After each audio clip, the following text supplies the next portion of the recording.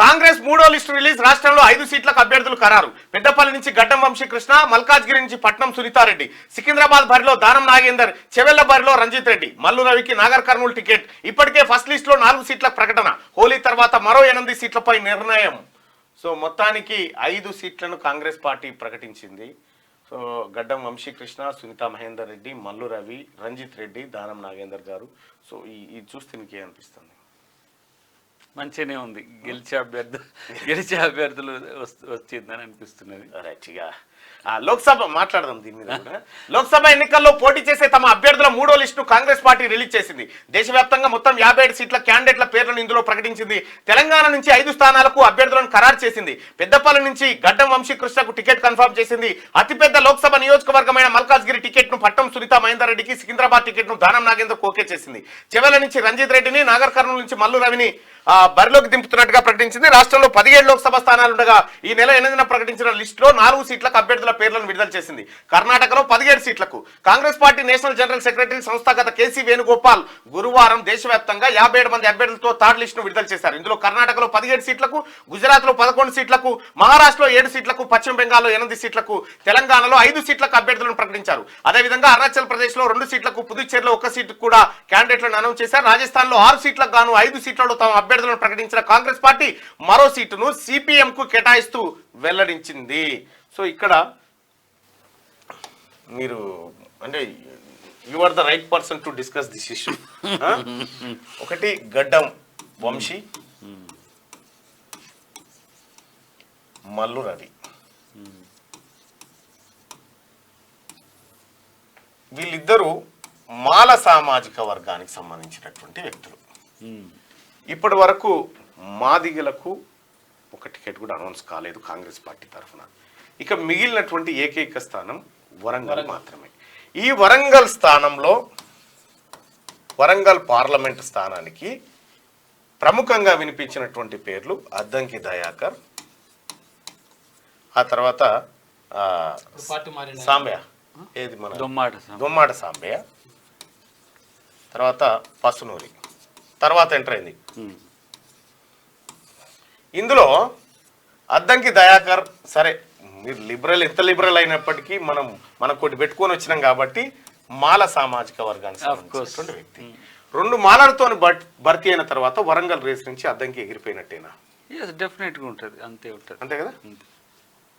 దాంట్లో అది ఇంక కొత్తగా చెప్పాల్సి కాదు, ఎగిరిపోయినట్టే కదా ఆల్మోస్ట్ ఆల్. ఇంకా చెప్పాల్సిన అవసరం కూడా లేదు. ఇంకొక అంశం, మల్లు రవి గారు నాగర్ కర్నూలు నుంచి అభ్యర్థిగా ప్రకటించబడ్డాడు. ఖమ్మం పార్లమెంటు స్థానానికి సంబంధించి బట్టి గారి సతీమణి పోటీ పడింది. సో బట్టి గారి కుటుంబం నుంచి మల్లు రవికి ఒక టికెట్ కేటాయించబడ్డది కాబట్టి ఇక ఖమ్మం రేసు నుంచి బట్టి సతీమణి తప్పుకున్నట్టే అనిపిస్తుందా? అంటే జనరల్ గా చూస్తానికి అట్లా అనిపిస్తుంది కదా. కానీ నిర్ణయం ఎట్లుంటుంది అనేది అంటే ఒకే సామాజిక వర్గం. ఇక్కడ ఏమైతుందంటే మెజారిటీ కాంగ్రెస్ పార్టీ కూడా కొంత సామాజిక వర్గ సమతుల్యతను చూసుకోవాలి కాబట్టి ఇప్పుడు బట్టి సతీమణిని ఇక్కడి నుంచి ఈ రేస్ ఖమ్మం రేస్ నుంచి తప్పిస్తే ఖమ్మంలో మిగిలినటువంటి పొంగులేటి ప్రసాద్ రెడ్డి అన్న కడుము తిరుతారు. ఇక తద్వారా ఖమ్మం సీటు ఖరారు, వరంగల్ సీటు 50% ఖరారు. 50% ఖరారు అవుతుంది. అవునా? ప్రకటించిన 5 కాదు 6, 7 కూడా ఉన్నాయి. అయితే ఇక్కడ 2 అనే దాని దగ్గర వీరిని కొంచెం మనం మిక్స్డ్ గా చూడాల్సి వస్తుంది. వీరిని ఎట్లా? ఎందుకంటే వారి సతీమణి కోనేరు రంగారావు గారు మాదిగా, తర్వాత సీనియర్ అక్కడ ఉండడం. మరి ఈయన అట్లే కాదు, గడ్డం వంశీ ఉన్నాడు, ఈయన సతీమణి మున్నూరు కాపు. అవునా? ఓకే కావచ్చు.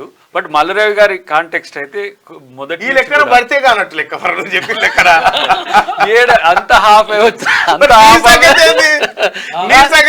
నాది ఇప్పుడు చేస్తారే.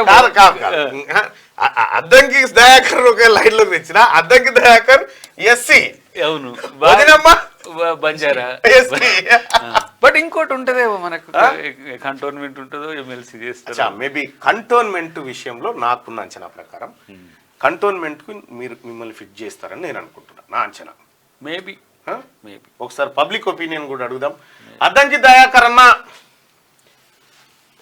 కంటోన్మెంట్ కాంగ్రెస్ పార్టీ అభ్యర్థి అయితే ఎలా ఉంటా ఇది ఒక్కటి ఓటింగ్ లో పాల్గొన్నారు దబ్బున ఖతం చేసేద్దాం. లిక్కర్ స్కామ్ రూపకర్త ఎవరు అనేది రావాలి. ఆ టైపింగ్ కీబోర్డ్ ఇబ్బంది వచ్చి కూర్చోరా, కీబోర్డ్ ఇబ్బంది వచ్చి కొద్దిగా లేట్ అయింది. దయచేసి ఈ ఓటింగ్ లో పాల్గొనండి. లిక్కర్ స్కామ్ రూపకర్త ఎవరు, మోడీయా అరవింద్ కేజ్రీవాలా? మీ ఒపీనియన్ పోల్ చేయరు. నేనైతే 60% మోడీ ఖాతాలనే పడ్డది ఈ లిక్కర్ స్కామ్కి సంబంధించి. అయితే అద్దంకి దయాకర్ అన్న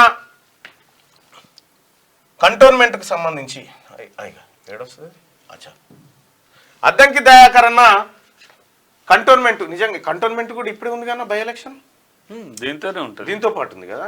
అంటే అట్లా ఏమన్నా హింట్ ఇచ్చిరా అధిష్టానం? నాకే హింట్ ఏం లేదు, ఇప్పుడు లేదు కదా. Decision depending upon our CM and PCC గారు అండ్ క్యాబినెట్ మేము.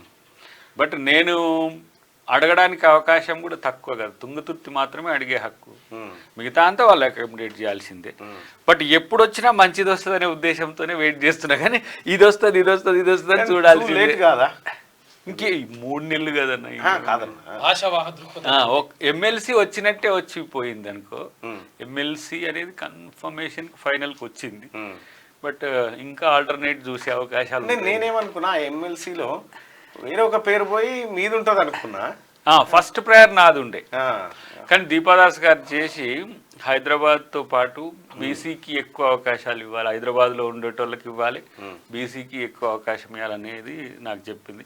అయితే నేను 6 వాటికి కూడా ఎలిజిబుల్, ఏది ఉన్న 6 ఎమ్మెల్సీలకు కూడా నేను ఎలిజిబుల్. ఆ క్రమంలో నేను ఆల్టర్నేట్ అకామిడేట్ చేస్తా అని చెప్పడం జరిగింది కాబట్టి అట్లా ఆగినాం. ఒకవేళ మీరు ఎంపీకి పోతే మళ్ళీ నాకు నీది ఎమ్మెల్సీ ఇస్తుంది, మీరు పోతే. లేదంటే నాకు ఇంకా నెక్స్ట్ వచ్చేది 2025 ఫిబ్రవరి, 2025 ఫిబ్రవరి. నా అంచనా ప్రకారం అయితే కంటోన్మెంట్ ఏమైనా ఫిట్ చేస్తారా మరి? ఇటీవల కాలంలో కాంగ్రెస్ పార్టీలో భారతీయ జనతా పార్టీ నేతలు తీసుకున్నారు మరి అది కంప్లీట్ గా కూడా చెప్పలేము, ఎందుకంటే మల్కాజ్గిరి మొత్తం కాన్స్టిట్యున్సీని బేస్ చేసుకొని నిర్మాణం జరుగుతుంది కంటోన్మెంట్ కూడా. అంటే ఇప్పుడు అర్వమాల పాపులేషన్ ఉంటుంది, తమిళ్ ఉంటుంది, అదే మాల కాన్స్టిట్యున్సీ అయినా అర్వమాల అనేది ఎక్కువ ఉంటుంది. ఆ బేస్ ఏమైనా ఆలోచిస్తారా అనేది నేను ఎవరిని ఏమి అడగలేదు. బట్ ఎవరో అడిగితే విల్ఫుల్నెస్ అడిగితే వాళ్ళు ఏది చెప్పితే అది చేయడమే నా లక్ష్యం. ఇంకేమో నిన్నెవరు వేసేది కదా తెలంగాణ త్యాగరాజు, తెలంగాణ కర్ణుడు, అట్లా ఏం లేదు. ప్రత్యామ్నాయం మంచిగుంటుంది, కానీ కాంగ్రెస్లో కూడా ఇట్లాంటి కల్చర్ ఉండే లీడర్లు ఉంటారు అనేది మాత్రం మనం ఎస్టాబ్లిష్ చేయగలిగాం, పదవుల కోసమే కాకుండా. 100% ఏది చేసినా ఈ దేశంలో ఈ రాష్ట్రంలో కాంగ్రెస్ పార్టీ బతకాలి, అది అల్టిమేట్ బాటమ్ లైన్. అది అల్టిమేట్. దాని కొరకు ఇప్పుడు నేను ఆ రోజు మీటింగ్ లో శేషన్ గన్పూర్లో చెప్పిన చూడు, వాళ్ళు ప్రాణాలే ఇస్తే మనం సీట్లు ఇవ్వలేమా? ఎవరు అంతే కదా, రాజీవ్ గాంధీ, ఇందిరాగాంధీ దేశం కొరకు ప్రాణాలు ఇస్తే సీట్లు ఇస్తే రేపు ఇంకా మంచిగా వస్తుంది. వికసిత్ భారత్ మెసేజ్ ఆపండి, వాట్సాప్ లో వికసిత్ భారత్ మెసేజ్లు ఈ వాట్సాప్ లోనే వికసిస్తుంది ఇది ఎక్కువ మెసేజ్. అసలు వికాసం అనేది ఒకవేళ చదువుకున్న వాళ్ళం మనం కొంచెం ఆలోచిస్తే రారా నా చిన్నప్పటి అని అటు నువ్వు చదువుతావు అని చదవాలరా. సరే చదువు